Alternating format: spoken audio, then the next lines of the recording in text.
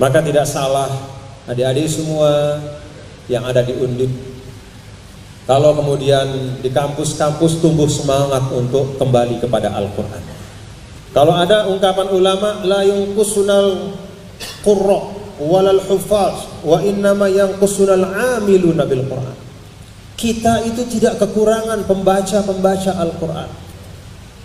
Kalau anak-anak Indonesia ikut MTQ nasional, internasional, kelas dunia, itu hampir pasti ada saja putra-putri Indonesia yang mendapatkan ranking juara, tetapi berupaya untuk memahami hidayah Al-Quran, tuntunan Al-Quran dalam kehidupan, memahami pesan-pesan Al-Quran dalam aspek ekonomi, dalam aspek hukum, dalam aspek pemerintahan, dalam aspek sosial, dalam aspek hubungan kemanusiaan.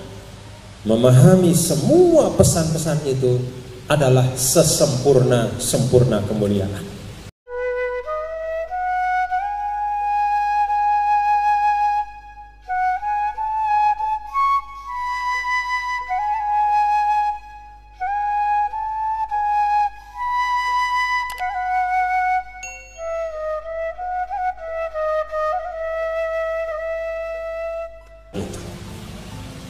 Jalan yang ditinggalkan oleh Nabi kita, Nabi besar Muhammad sallallahu alaihi wasallam, menghadirkan ilmu, pengetahuan dan semangat keilmuan di dalam diri umat, tidak pernah dipisah oleh Rasul. Bahkan Rasul sallallahu alaihi wasallam itu sampai membuat kreasi-kreasi yang menarik. Apa kreasinya? Kalau dulu sebelum perang Badar, itu penebusan dari sandera atau tawanan perang itu selalu hitungannya adalah uang. Satu orang sandera tawanan ditebus dengan ransum atau tebusan sekian, pakai uang. Apa kreasi Rasulullah Sallallahu Alaihi Wasallam terhadap orang-orang Quraisy yang tertawan pada perang Badar itu? Beliau menawarkan, kalau nggak bisa bayar pakai uang, Anda bisa bebas dengan mengajar 10 anak Madinah membaca dan menulis. Jadi tawanan perang yang tidak punya uang dia bisa bebas dengan mengajarkan anak-anak Madinah itu membaca dan menulis. 10 anak Madinah, satu orang 10. Itu luar biasa. Ikhtiar literasi umat yang luar biasa yang dilakukan oleh Rasulullah Sallallahu Alaihi Wasallam. Bagaimana beliau ingin secepat-cepatnya ilmu itu diserap oleh umat, secepat-cepatnya ilmu itu didapatkan dan diperoleh dengan semua media, dengan semua medium, semua cara. Nah, dari situlah kemudian lahir umat yang hebat yang disebut oleh Nabi kita yang mulia, khairul qurun qarni, sebaik-baik umat, sebaik-baik kurun, sebaik-baik generasi adalah generasiku. Bukan dalam arti bahwa karena saat itu ada Rasul saja, tidak. Tapi karena etos keilmuan itu memang tumbuh luar biasa pada masa Rasulullah Sallallahu Alaihi Wasallam. Dan ketika saat ini adik-adik semua, insan-insan kampus yang ada di Undip, ketika adik-adik sekarang ingin mencari dan mendapatkan kemuliaan dalam kehidupan dan ingin menjadikan Al-Quran sebagai inspirasi untuk mendapatkan kemuliaan dalam kehidupan, jalannya sederhana. Tempuhlah jalan yang ditempuh oleh Nabi yang mulia bersama sahabatnya. Jalan ilmu pengetahuan. Dekati Al-Quran dengan pendekatan bahwa Al-Quran adalah sumber inspirasi dalam kehidupan kita. Banyak bapak-bapak dan ibu-ibu serta adik-adik sekalian cerita bahwa ilmuwan-ilmuwan yang hebat ketika dia berinteraksi dengan Al-Quran, maka dia mendapatkan hidayah. Artinya apa? Kalau dalam bahasa ulama, Al-Quran itu adalah nurul wahyi atau cahaya wahyu dari Allah Subhanahu wa Ta'ala yang melengkapi nurul akli wa nurul fitrah. Jadi Al-Quran itu datang memperkuat dan memperkokoh cahaya akal dan cahaya fitrah yang ada dalam diri kita. Ketiga cahaya itulah yang berkumpul, cahaya wahyu, cahaya akal, dan cahaya fitrah, itulah yang membentuk keutuhan potensi manusia. Maka tidak salah adik-adik semua yang ada di Undip, kalau kemudian di kampus-kampus tumbuh semangat untuk kembali kepada Al-Quran.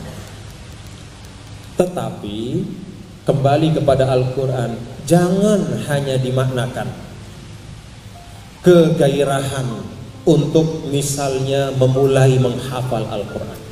Jangan hanya itu. Saya sering menyampaikan di banyak tempat, kalau ada ungkapan ulama, la yunqusunal qurra walal hufaz wa innama yanqusunal amiluna bil Quran. Kita itu tidak kekurangan pembaca-pembaca Al-Quran. Kalau anak-anak Indonesia ikut MTQ nasional, internasional, kelas dunia, itu hampir pasti ada saja putra-putri Indonesia yang mendapatkan ranking juara.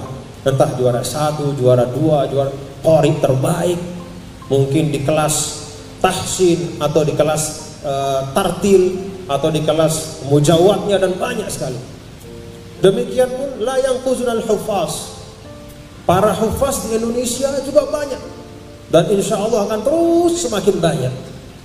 Membaca Al-Quran dengan baik itu kemuliaan. Menjadi penghafal Al-Quran itu lebih lagi kemuliaan. Tetapi berupaya untuk memahami hidayah Al-Quran, tuntunan Al-Quran dalam kehidupan, memahami pesan-pesan Al-Quran dalam aspek ekonomi, dalam aspek hukum, dalam aspek pemerintahan, dalam aspek sosial, dalam aspek hubungan kemanusiaan. Memahami semua pesan-pesan itu adalah sempurna kemuliaan. Maka adik-adik semua, ketika mulai memperbanyak kajian tentang Al-Quran, mari gunakan metode yang diajarkan oleh Nabi kita, Nabi besar Muhammad sallallahu alaihi wasallam kepada sahabat-sahabat beliau. Apa metodenya? Salah seorang sahabat, Abdurrahman namanya, menceritakan kepada murid-muridnya bagaimana Nabi besar Muhammad sallallahu alaihi wasallam menghadirkan kemuliaan Al-Quran dan menginternalisasikan Al-Quran pada diri para sahabatnya. Apa kata Abdurrahman? Kunna fi ahdi Rasulillah sallallahu alaihi wasallam nata'allamu asyra ayatin minal Quran falam nujawizha hatta nata'allama fiha minal ilmi wal amal fata'allamna al-Quran wal ilma wal amal. Kata Abdurrahman, pada masa Rasulullah sallallahu alaihi wasallam ketika beliau membina kami, menjadi murabbi kami, beliau menjadi pendidik kami. Setiap saat ketika Rasul mengajar, yang beliau lakukan adalah mengajarkan kepada kami 10 ayat Al-Quran.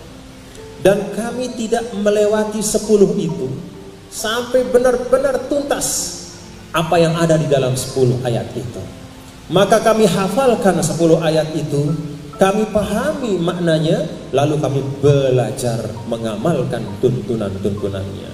Sekali belajar, kami dapat 3 keberkahan: menghafal, memahami, dan mengamalkan.